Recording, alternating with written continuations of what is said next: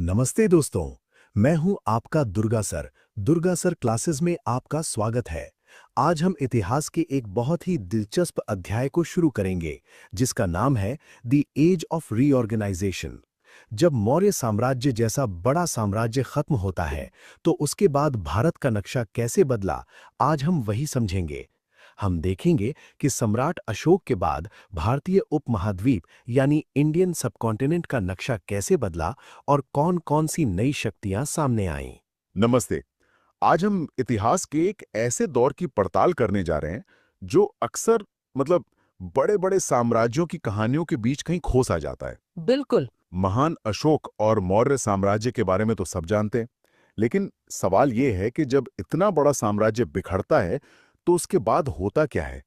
क्या सिर्फ केओस होता है या उस राख से कुछ नया और दिलचस्प जन्म लेता है? यही सबसे दिलचस्प सवाल है और जवाब है केओस नहीं बल्कि एक पुनर्गठन यानी रीऑर्गेनाइजेशन का दौर शुरू होता है। पुनर्गठन। हाँ, मौर्य साम्राज्य के पतन के बाद भारत एक खाली कैनवस जैसा था, जिस पर कई नई तस्वीरें उभरने वाली थीं।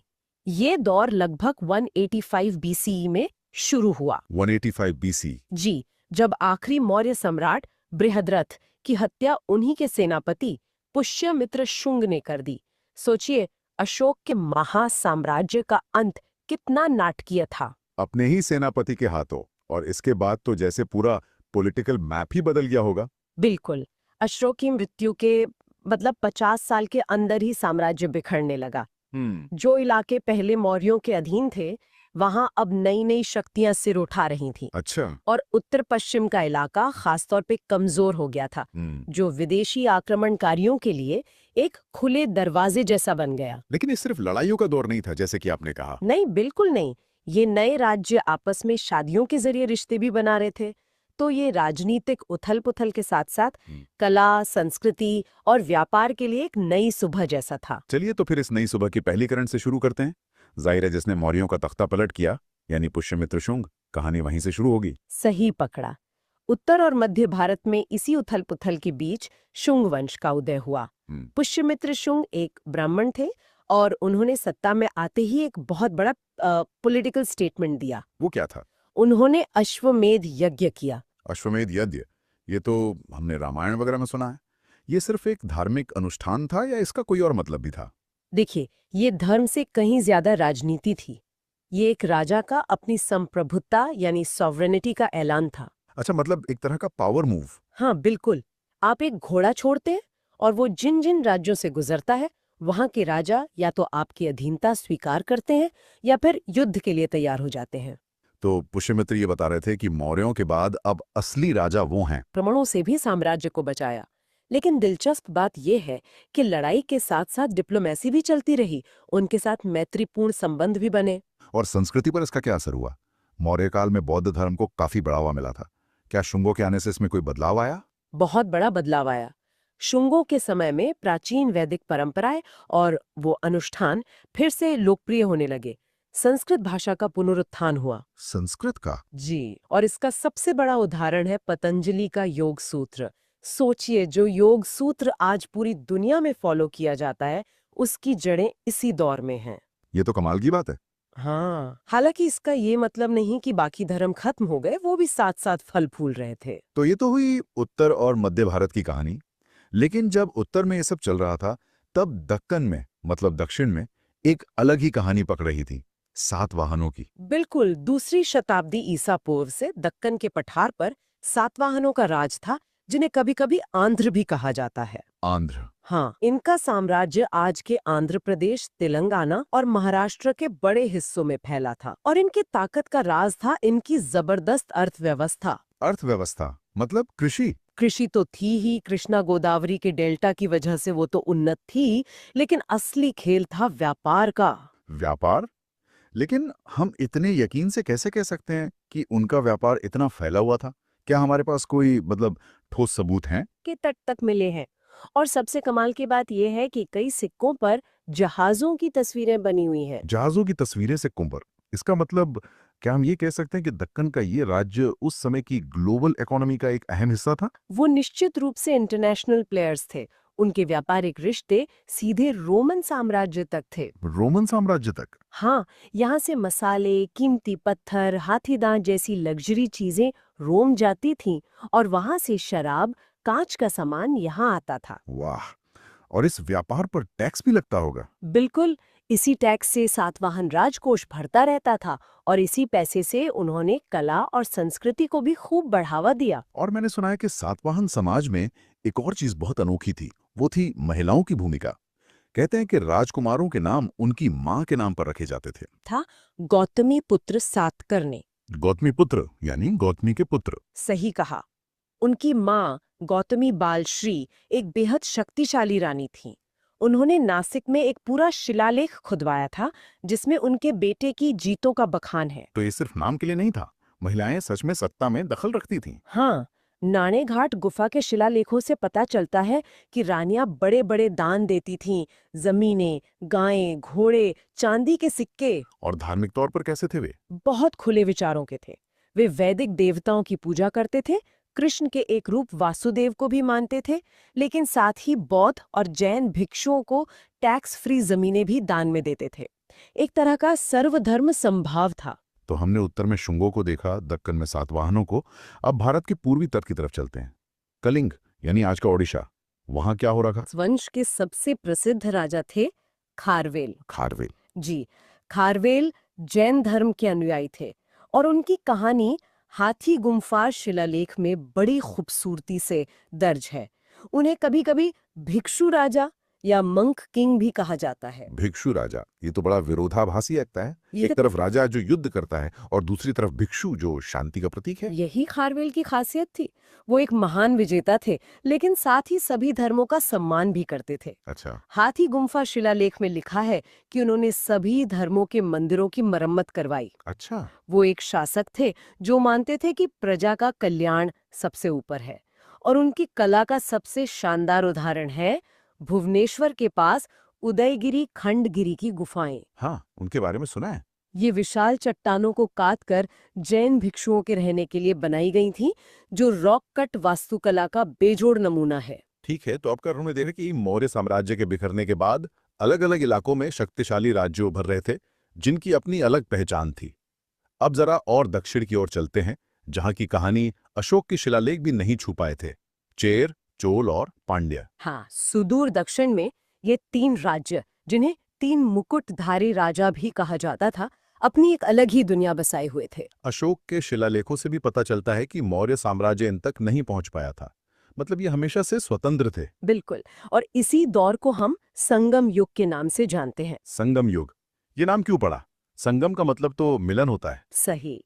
माना जाता है कि उस दौर में मदुरै जैसे शहरों में कवियों की बड़ी-बड़ी सभाएं या परिषदें होती थीं, जहां वे अपनी कविताएं प्रस्तुत करते थे। इन्हीं कविताओं के संग्रह को संगम साहित्य कहा जाता है। तो ये एक तरह से लिटरेचर फेस्टिवल जैसा था। कह सकते हैं। और ये सिर्फ कविताएं नहीं है, ये उस समय के समाज, संस्कृति, प्यार और युद्ध को समझने की एक खिड़की है। तो चलिए इन तीन राज्यों को थोड़ा और करीब से जानते हैं। चोलों के बारे में क्या खास था? चोलों की सबसे बड़ी देन थी इंजीनियरिंग का एक चमत्कार। उनके राजा करेकाल ने कावेरी नदी पर कल्लनई बांध बनवाया। कल्लनई? जी, जिसे ग्रैंड एनीकट भी कहते हैं।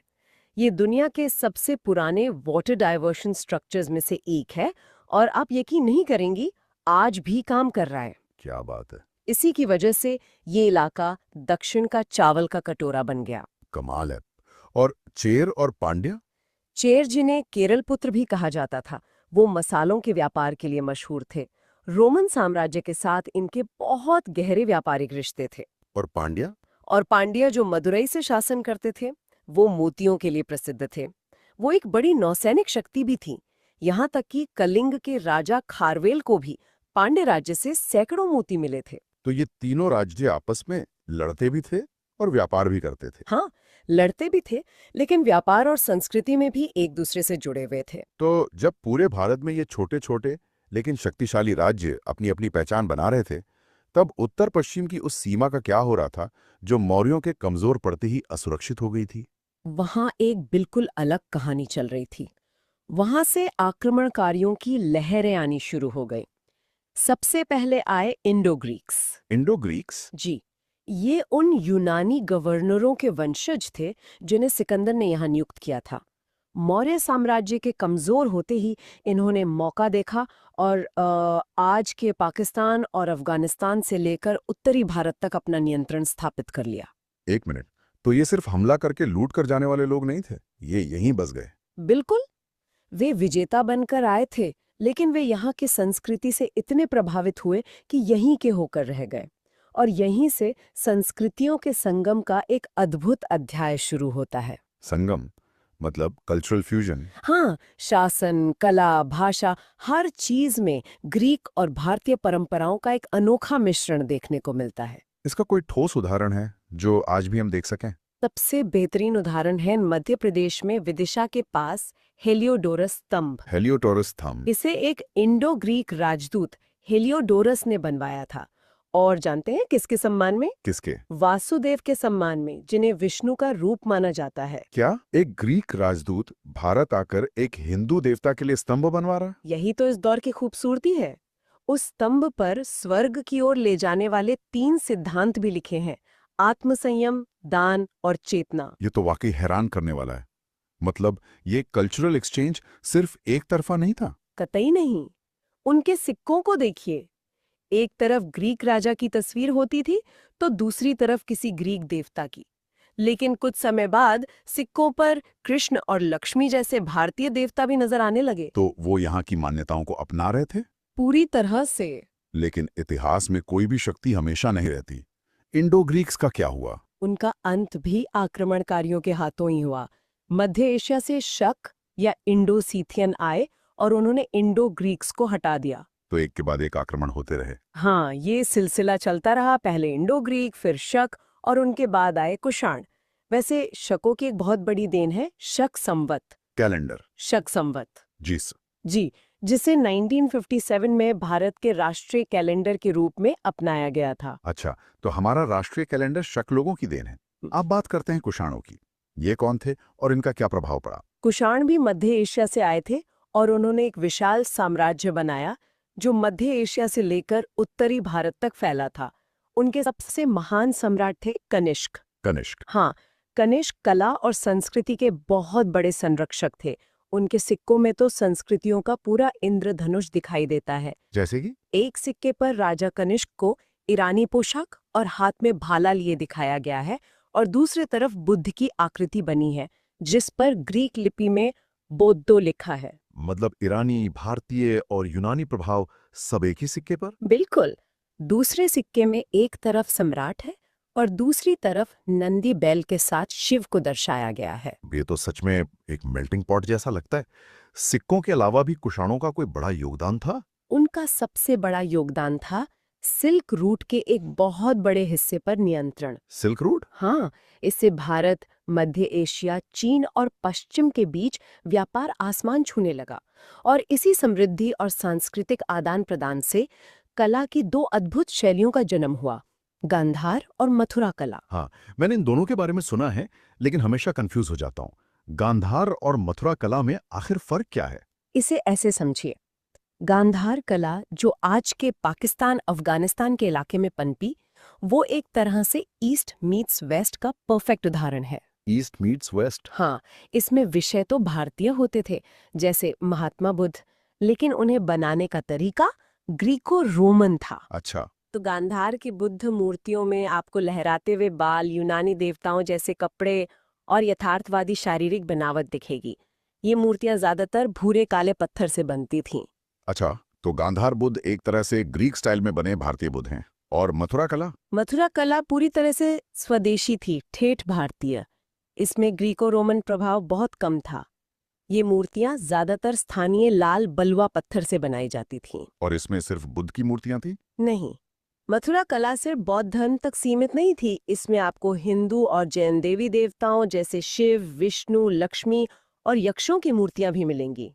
मथुरा की बुद्ध मूर्तियों में आपको एक आध्यात्मिक शांति और सौम्यता का भाव दिखेगा जो गांधार की मूर्तियों से बिल्कुल अलग है। तो अगर हम इस पूरे दौर को देखें, मौर्यों के पतन से लेकर कुषाणों तक, तो इसका सार क्या निकलता है? ये बिखराव का युग था या कुछ और? देखिए, ये ऊपर से देखने में जरूर बिखराव का युग लगता है, लेकिन असल में ये जुड़ाव और आत्मसातीकरण का एक असाधारण समय था। जुड़ाव का। हाँ, एक नई समधर्मी संस्कृति, सिंक्रेटिक कल्चर पैदा हो रही थी, जिसमें भारतीय, यूनानी, ईरानी और मध्य एशियाई संस्कृतियों के तत्व घुल मिल गए थे।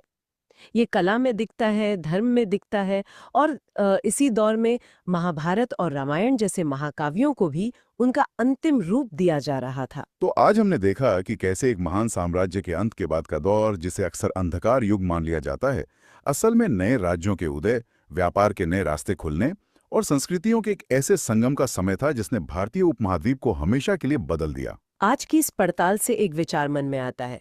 हमने देखा कि कैसे बाहरी आक्रमणकारी भी यहाँ की संस्कृति से न केवल प्रभावित हुए, बल्कि उसका एक अटूट हिस्सा बन गए। हेलियोडोरस का स्तंभ हो या कनिष्क के सिक्के। सोचने वाली बात यह है कि क्या संस्कृति की अपनी कोई सीमा होती है, या ये हमेशा एक बहती नदी की तरह होती है जो अपने रास्ते में आने वाली हर नई धारा को खुद में मिला लेती है और भी समृद्ध हो जाती है।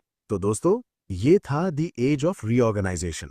उम्मीद है आपको समझ आया होगा। कोई डाउट हो तो जरूर पूछिए। लाइक, कमेंट और शेयर करना ना भूलें, इससे मुझे मोटिवेशन मिलता है।